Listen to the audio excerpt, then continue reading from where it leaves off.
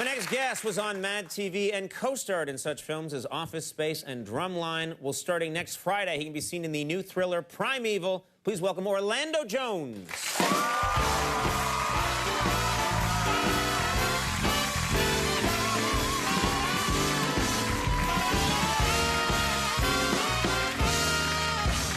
How you doing? I'm good, man. Happy New Year. Happy New Year. Happy New Year. Yeah, Happy New Year. Yeah. You said that in an angry way. Happy New Year. Yeah, I'm gonna scare you into it. You're gonna have a good New Year. It'll be a good New Year because I say so. How were your holidays? Where were you, first of all? I was in Los Angeles. Los Angeles. Yes, yes. Always a good place to be for Christmas. Oh, yeah, it's real Christmassy out there. Yeah. Isn't it? It doesn't even seem like it's Christmas. Like in New York, you got like all the lights and stuff. It's like 75 degrees. Right. And it's like somebody had a professional movie set designer come in and do their Christmas decorations. It's always a little too slick out there, the Christmas stuff. Yeah. There was like, my dad was like, look, there's a reindeer circling the roof. Don't remind me of Christmas, but it looked pretty. Yeah, yeah. People have holograms and robots out there. Yeah, it don't quite make sense to me, but, you know, I love it, and I love L.A. You just blew out our insincerity meter. Now, you just mentioned your dad. You're close to your parents? Yeah, my parents came out to Los Angeles for the holidays for the first time. So that's nice. Yeah, it was good. The only, I don't know, is this a bit of a sticky situation? You've had a lot of success. Your parents, maybe, they expect more at Christmas time. Is that possible? Like, they want you to get them something really big? Yeah, let me tell you a problem. First of all, my father always says he doesn't want anything for Christmas. And my mother says, you know, me neither, baby. I don't want nothing for Christmas. But she's lying. She always wants... Women always want something for Christmas. So. They'll tell you, yeah, I'm fine. Just get me, like, a postage stamp. But they don't mean it, yeah. They're lying through their teeth. Perfect example. One of my buddies, his wife is pregnant. And I was like, what did you get, you know, your wife, you know, Christmas, she's getting ready to have your child. He was like, well, you know, the toaster needed some work, so I got a new toaster for her. And I was like, if you walk in the house on Christmas Day with a toaster for a pregnant woman, she will beat you in your damn head with it. You got to buy earrings or something. Yeah, so. There's got to be some gold, some diamond. There's got to be something there. A little bling, a little bling. Now, you're a single guy. Are you getting pressure from your family to get married? Did my mother get to you? Yeah, she called just before the show. But she loves the toaster you gave her. It's great, yeah. Hey, that's a DeWalt toaster, you know. Yeah, you know, I went to my girlfriend's house for the holidays, and it was kind of embarrassing because I think everybody was expecting, like, the ring. So the whole... Have you been with your girlfriend for a while? Yeah, we've been together like over a year. She's great. Our parents have met before and all that. See, once the parents meet and everybody likes everybody, It's a conspiracy, dude. It was a mistake. I never should have done that. Introducing my mom to her mom. Now they like chatting. How you doing? How you doing? Yeah. What's going on? Nothing. They married yet? No. Okay, call you later. Click. Right, right. You know, you deal with that. And of course, opening the presents became like a big thing because everybody acted like every present was going to be the ring. Could potentially be the ring. Yeah, so of course it wasn't. Then you get the, oh. Right.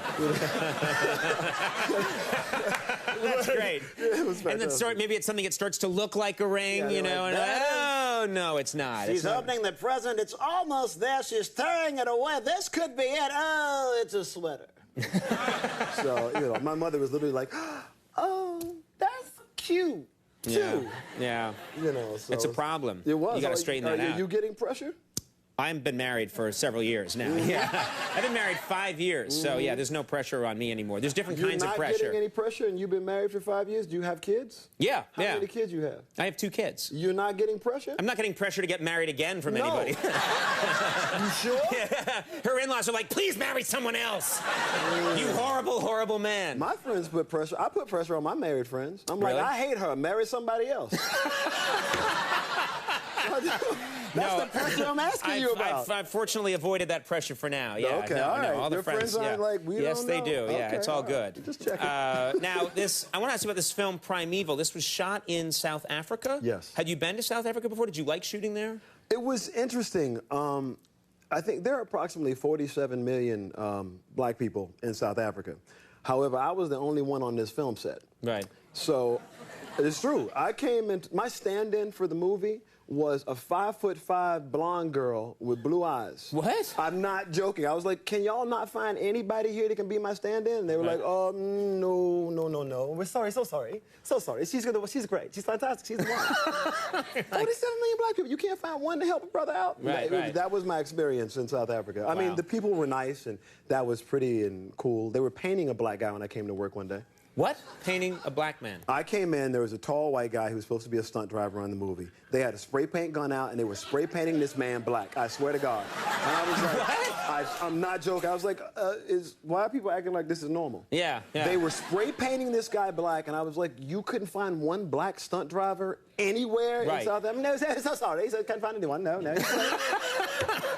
That's insanity. It was truly interesting. I mean, the movie, the part of the shooting, the movie part was actually fun, and I had a great time doing that. Right. And it was, it was a difficult shoot because the story was true, which was the only thing that really kind of, at least for me, made me really want to do the movie. This is a horror movie. It's a scary movie. Were you interested? Had you done a scary movie like this before? I'd never done, and I hadn't really been interested in scary movies so much because, now they try and make everything scary. It's like, it turns, it twists, it's the blender, don't miss it, Right, right.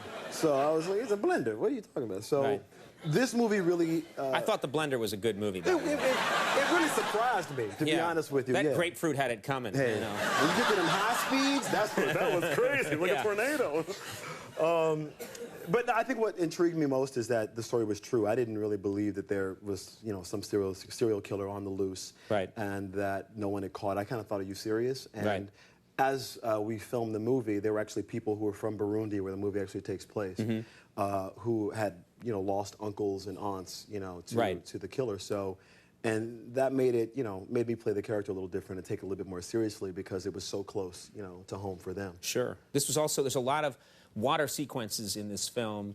You have to be in the water all the time, and that was not your favorite thing to do? No, I tried to stay out of the water as best I could, primarily because there's a story going around that these people don't swim. Right. And I just like to keep that story going, you know what I mean?